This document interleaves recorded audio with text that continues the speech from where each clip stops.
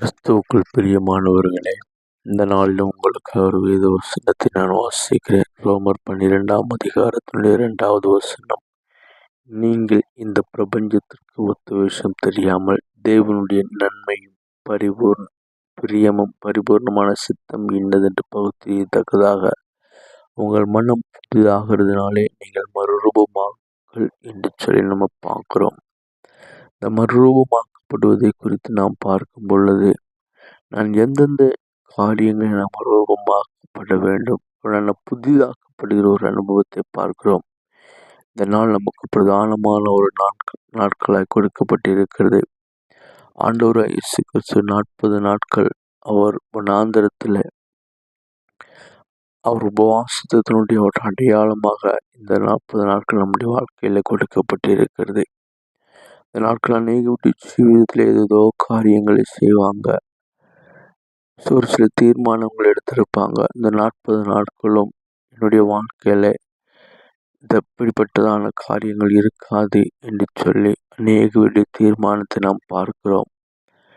இந்த தீர்மானங்கள் எல்லாம் நம்ம எடுப்பதனால நாம் மறுரூபமாக முடியுமா அப்படின்னு சொன்னா நிச்சயமாகவே முடியாது.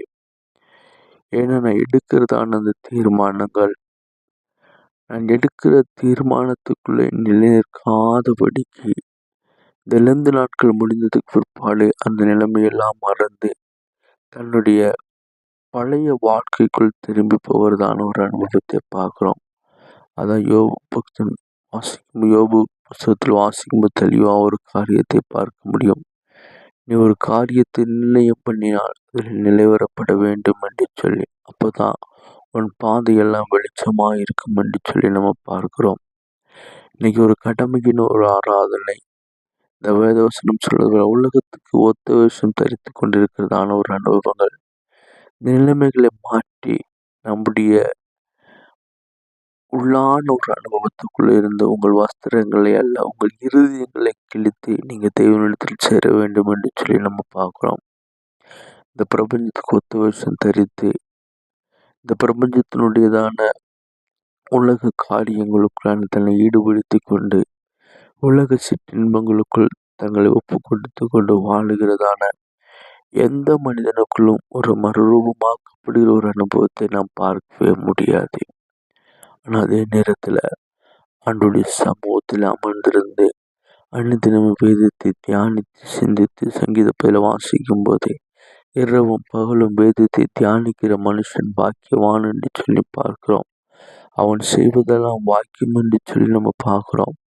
அந்த வேதத்தை அனுதினமும் தியானித்து சிந்தித்து, ஆண்டவரே எனக்கு வேதம் கற்றுக் கொடுக்கிற பிரகாரமாக நான் மாற வேண்டும் என்று சொல்லி வாஞ்சித்து ஜெபிக்கிற ஒரு அனுபவம் இந்த நாட்களில் உருவாக வேண்டும்.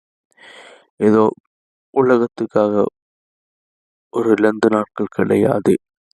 இந்த 2 நாட்கள் என்று சொல்லப்படுவது என்னுடைய அழைப்பை புதுப்பித்துக் கொள்ள தேவன் என்னை குறித்து என்ன சித்தத்தை வைத்திருக்கிறார் என்பதை அறிந்து கொண்டு நான் மறுரூபமாக்கப்பட்டு பரலோக ராஜ்யத்தின் அவகாசிகளை மாற வேண்டும் என்று சொல்லி இந்த நாட்கள் நமக்கு கொடுக்கப்பட்டிருப்பதை பார்க்க முடிகிறது. இந்த நாட்களை நாம் பிரயோஜனப்படுத்தி நம்மை ஆராய்ந்து நாம் பார்ப்போம். இன்னைக்கு அநேக பேர் மற்றவர்களை ஆராய்ந்து பார்க்கிறாங்க, மற்றவருடைய குற்றங்கள் குறைபாடுகளை வெளிப்படுத்துவதுண்டு. இது மற்றவர்களுக்கு குறைபாடுகளை கண்டுபிடித்து அதை வெளிப்படுத்துகிற ஒரு நாட்கள் கிடையாது. தன்னுடைய குறைபாடுகளை அறிந்து அந்த குறைபாடுகளை தெய்வ சமூகத்தில் அறிக்கையிட்டு நம்மை புதுப்பித்துக் கொள்கிற ஒரு நாளாய் மாற்றுவோம். அந்த நாளை மாற்றும் பொழுது கர்த்தர் நிச்சயமாய் நம்மை ஆசீர்வதிப்பாராக. ஒரு நிமிஷம் ஜெபிப்போம்.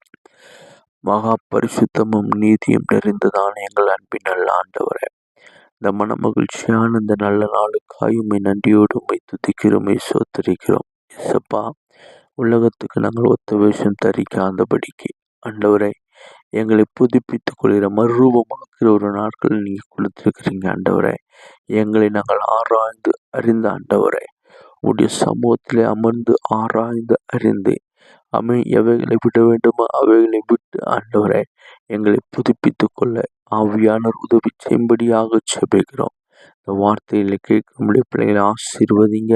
இயேசப்பா, அந்த நாளில் உடைய பிள்ளைகளுடைய யாத்திரைகள், உடைய பிள்ளையுடைய வேலைக்கு போகிற இடங்கள் எல்லாவற்றிலும் என் தேவன் நீங்கள் பிள்ளைகளை ஆசீர்வதித்து பாதுகாத்து நடத்துங்க. படிக்கிற பிள்ளைகளுக்கு ஞானத்தை கொடுங்க. பரீட்சை எழுதுகிற பிள்ளைகளுக்கு ஆண்டவரை கர்த்தர் ஞானத்தை கொடுங்க. பலவீனத்தோடு இருக்கிற பிள்ளைகளை பலப்படுத்துங்க. சகலத்தின் நன்மைக்கு எதுவான காரியங்களாய் இந்த நாளில் உடைய பிள்ளைகளுக்கு நடத்தும். இயேசுவின் மூலம் ஜெபங்கள் நல்ல பிதாவே, ஆமென்.